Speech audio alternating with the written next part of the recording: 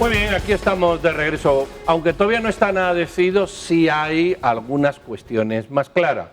Por ejemplo, la Corte de Constitucionalidad ya ha dicho que no admite provisionalmente el amparo que se pusiera para que continuara la inscripción del señor Jordán Rodas, con lo cual el binomio del MLP no se puede inscribir y tampoco permite la continuación del señor Arzú, con lo cual el binomio de su partido no se puede inscribir. ¿Está todo terminado? No, pero digamos que bastante avanzado. El resto de personas que estaban inscritas se les van dando las credenciales, tampoco el señor Valdizón en un primer intento ha sido admitido. Hay otros personajes que sí, don Juan Luis o doña Claudia, ¿quieren ustedes poner sobre la mesa algunos de ellos o bien comentar sobre los que yo acabo de citar? Miren, yo pienso que tanto Telma Cabrera como Roberto Arzú saben claramente que el sistema no les va a permitir inscribirse, los va a dejar excluidos en términos generales del proceso electoral. Ya esa decisión de la Corte de Constitucionalidad avanzada con un amparo provisional denegado, pues hace que el Instituto Democrático Internacional considere a Guatemala esta misma semana una autocracia electoral. Guatemala ya no es vista como una democracia, sino como una autocracia electoral. Y el propio movimiento de observación electoral guatemalteco está diciendo, es obvio que hay una aplicación diferenciada de los criterios legales. En el caso de Telma Cabrera y de Jordán Rodas, se aplica de una forma puntillosa un reglamento de la ley electoral, ignorando lo que la Constitución manda respecto a la posibilidad de que participe todo guatemalteco que tiene derecho a elegir y a ser electo. En cambio, en el caso, por ejemplo, de Suri Ríos o de Sandra Torres, se permite, pese a prohibiciones expresas de la Constitución, ahí más bien se hace una interpretación por encima de la Constitución y se dice ambas tienen derecho de participar pese a cualquier cosa. De manera que frente a lo que nosotros estamos en este momento, así lo veo yo de esta manera, pues es parte de la larga historia de exclusión de candidatos que ha habido en nuestro país durante muchos años. Recuerden en los años 70, finales de los 70, cómo se termina asesinando a Alberto Fuentes Mor y también a Manuel Colo Margueta, una vez que ellos intentaron inscribir sus partidos y iban rumbo a plantear sus ofertas electorales a los ciudadanos. El sistema se protege para impedir que puedan participar en él aquellos que son críticos de cómo funciona ese sistema.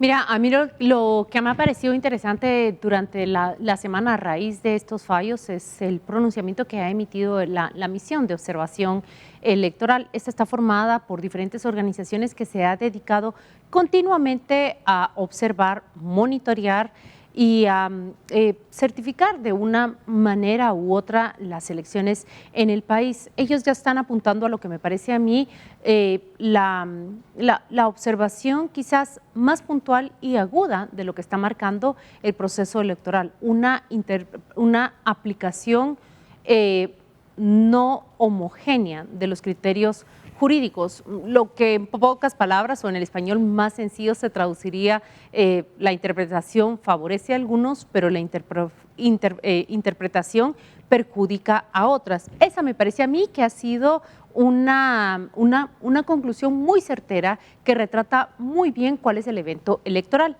Pero añadido a eso, me ha llamado también la atención que de parte de esta misión de observación electoral han apuntado hacia los hechos que también marcaron la semana, las amenazas a la libertad de expresión. Allí están diciendo ellos, uno, la participación de los candidatos, dos, pero la garantía de la libertad de expresión son dos criterios básicos para garantizar elecciones democráticas y libres. Así que si este proceso electoral desde enero estaba señalado de poca fiabilidad porque los administradores del mismo, me refiero a los magistrados del Tribunal Supremo Electoral, no gozan de la credibilidad de la cual ha gozado esa institución a lo largo de 40 años, pues hoy, pocos días antes de que se dé el banderazo de salida para la campaña electoral, tiene las calificaciones más bajas, me parece a mí, de organizaciones representativas que han estudiado, evaluado y monitoreado nuestras elecciones a lo largo de más de 3 décadas.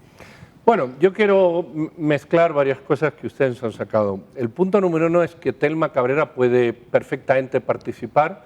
Quien no puede participar es Jordán Rodas. O sea, contra la señora Cabrera no hay absolutamente ningún pronunciamiento del Tribunal Supremo Electoral ni de ningún organismo judicial, absolutamente ninguno.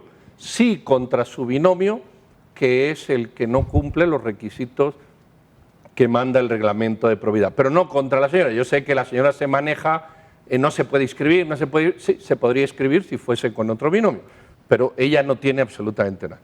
Lo segundo, los casos de Sandra Torres y Suri Ríos son muy distintos. Sandra Torres no tiene ningún impedimento que yo recuerde, quizás se me va la memoria, pero no tiene ninguno.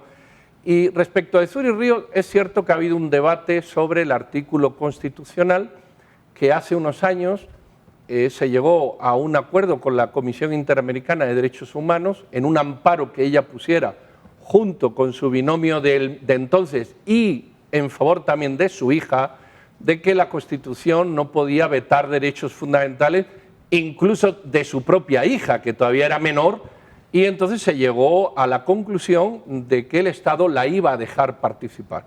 Con lo cual hay un elemento de negociación antes de pronunciamiento judicial con la Comisión Interamericana de Derechos Humanos, que es lo que lo lleva.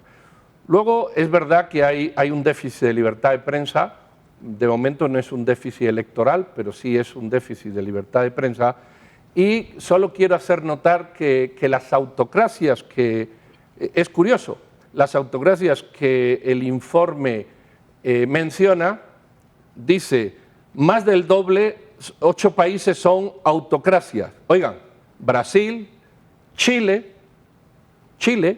El Salvador, Guatemala, Haití, Nicaragua, Uruguay, como oyen, y Venezuela. No quiero con esto desvirtuar que haya sido incluido a Guatemala, pero Chile, una autocracia, Uruguay, una autocracia. Lo dice el informe, no lo digo yo, y si quieren le digo en la página donde aparece. En fin, hay parte de verdad en todo esto, pero creo que hay que matizar ciertas cuestiones que requieren una interpretación Yo creo que, más que las democracias no deben darse por sentadas. No es que tú conquistes la democracia hoy y vivas tus libertades plenamente el resto de días. Pero solo quisiera hacer un matiz sobre lo que tú, una observación que haces repetidamente acerca de Telma Aldana y de Jordán Rodas. Más o menos decís lo siguiente, Telma Cabrera y Jordán Rodas. Bueno, a Telma Aldana también le impidieron participar con el mismo mecanismo. Que es a Jordán Rodas a quien se le prohíbe participar. Es muy interesante el video que ha circulado de Telma Cabrera en una entrevista que ella concede, me parece que es a un medio local, pero ella bien apunta y nos hace recordar en relación al comentario que has hecho que previo a enero, cuando se llamara a los candidatos a inscribirse, ella fue sancionada por el Tribunal Supremo Electoral. Ella sí ha tenido resoluciones que son negativas y desfavorables. ¿Recuerdan ustedes cuando por un retweet que ella da sobre un hecho, un asunto de carácter nacional, el Tribunal Supremo Electoral emite una alerta de que está en campaña anticipada? Palabras más o palabras menos, Telma Cabrera en esa entrevista en ese medio local dice, me pidieron que me callara, bien que me he callado. Ahora, presentan este binomio y le dicen, este candidato no. Creo que estamos frente a algo mucho mayor que decir ha sido Jordán y no ha sido Telma Cabrera. Miren ustedes cómo la candidatura de Roberto Arzú la votan bajo ese argumento de emitir una campaña anticipada. Y dicho sea de paso, en mi criterio, Roberto Arzú sí incurría en acciones que están prohibidas por la ley. Telma Cabrera fue un retweet el que emitió y el que le valió esa sanción y esa observación de parte del Tribunal Supremo Electoral. De nuevo, regreso a la palabra que utilizó o al concepto que utilizó el observador electoral, interpretación no homogénea de la ley. Miren, a mí lo que me llama la atención es que en ambos casos las dos organizaciones o los dos candidatos parecieran estar como muy claros de que simple y sencillamente el sistema no les va a permitir participar. Telma Cabrera ha emitido ya ese video, como dice Claudia, en donde dice, nosotros ya lo sabíamos, no nos van a dejar participar. Y es lógico que así ocurra. Somos una amenaza para el sistema que está impuesto en Guatemala y que tiene cooptadas las instituciones. Con Roberto Arzú también he conversado a lo largo del fin de semana y él me dice que sigue trabajando, aunque tiene certeza que no le van a permitir participar, que esa es una decisión ya de las élites en Guatemala de impedir que él pueda participar, justamente porque ha emitido comentarios que resultan críticos hacia ese sistema y hacia las élites. Hablando con dirigentes de Codeca, sin embargo, yo les decía, ¿por qué esta docilidad o por qué esta mansedumbre frente a una decisión del sistema?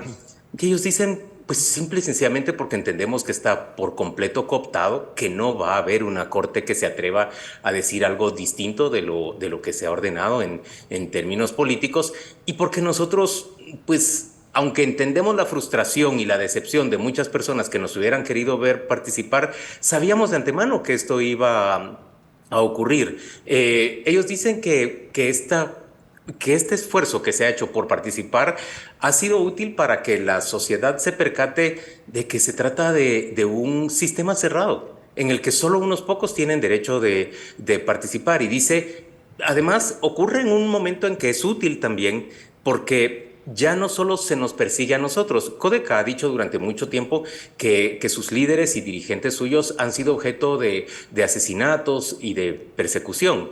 Ahora dicen ellos, también están perseguidos jueces, también están perseguidos fiscales, también están perseguidos periodistas. Es evidente que esto no es solamente una lucha de parte del sistema en contra de Codeca. Por aparte, me dicen que tanto Roberto Arzú como Telma Cabrera van a tener una participación en el proceso electoral. En el caso del MLP, entiendo que Telma Cabrera va a jugar un papel relevante en promover a sus candidatos a diputados. Por supuesto, si el sistema finalmente se lo permite, porque quizá también le prohíban a ella expresarse en ese periodo a favor de los candidatos a diputados del MLP. Pero se trata ya de un proceso bastante viciado y con bastante carga negativa hasta este momento.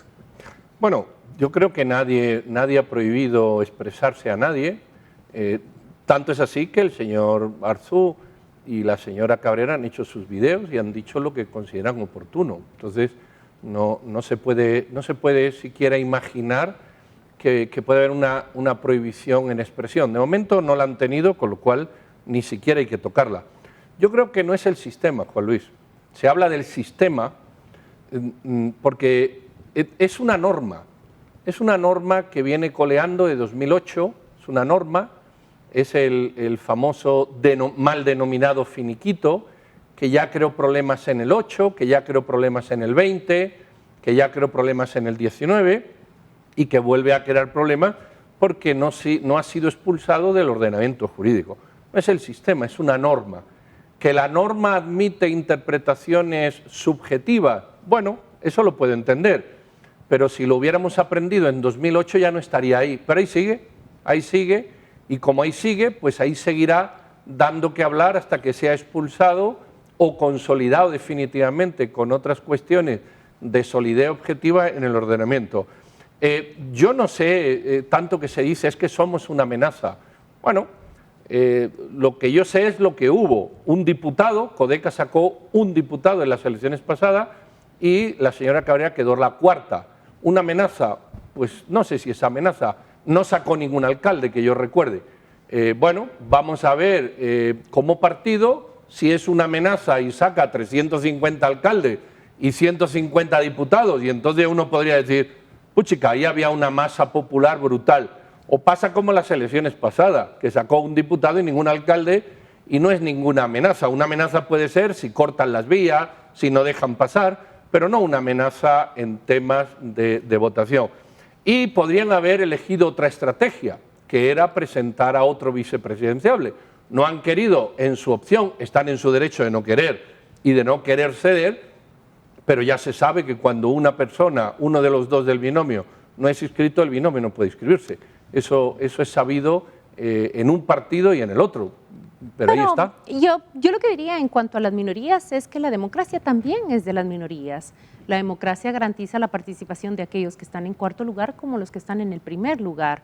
Me parece que se corre el riesgo de descalificar la participación y descalificar a un partido político o a un movimiento social cuando a través de un discurso se le pretende decir que poquitos diputados o que poquitos alcaldes... Pero lo he dicho porque decían que era una amenaza. Solo concluyo. En ese contexto, ¿verdad? Quisiera concluir. Sí, pero en ese contexto, no en otro. Yo no lo he dicho en otro. En ese contexto en el que se dice que el partido logra un diputado o que logra 0 alcaldes, más bien yo veo un esfuerzo de reducirlos. Su participación es la que se debe garantizar, por un lado. Por el otro, a la hora de hablar de las interpretaciones no homogéneas que ha tenido el finiquito, pareciera que tratamos de reducir el derecho a lo que se vive en el evento del 2023. Sin embargo, el principio del derecho son los antecedentes. Lo que hoy califico como bueno se traduce como bueno para el futuro. El derecho es vivo y va marcando el camino con sus antecedentes para las preguntas y los debates que se presenten en el futuro. Si en el 2021 un alcalde de San Juan Zacatepeques debió aclarar y debió hacer una pausa en la alcaldía por el famoso finiquito, ya con año y medio de electo, imagínense ustedes cuál es el antecedente que hay con este. Es allí, de nuevo, como lo dice el observador electoral, están dejando participar a unos y están bloqueando a otros con una interpretación no homogénea o equitativa de la ley. Y con estos 2 contraargumentos me quedo. Miren, yo pienso que estamos frente a un proceso que está enormemente viciado. Está bien, si es tan insignificante o tan despreciable la participación de un partido político que ha cumplido con todas las normas, que se ha presentado ante las leyes y ante las autoridades para inscribirse y para cumplir con cada una de sus asambleas, ¿por qué entonces excluirlo? Me preguntan cuál es la educación que tiene Telma Cabrera. Ya no tiene educación universitaria, ya no pudo concluir ni siquiera su ciclo de diversificado.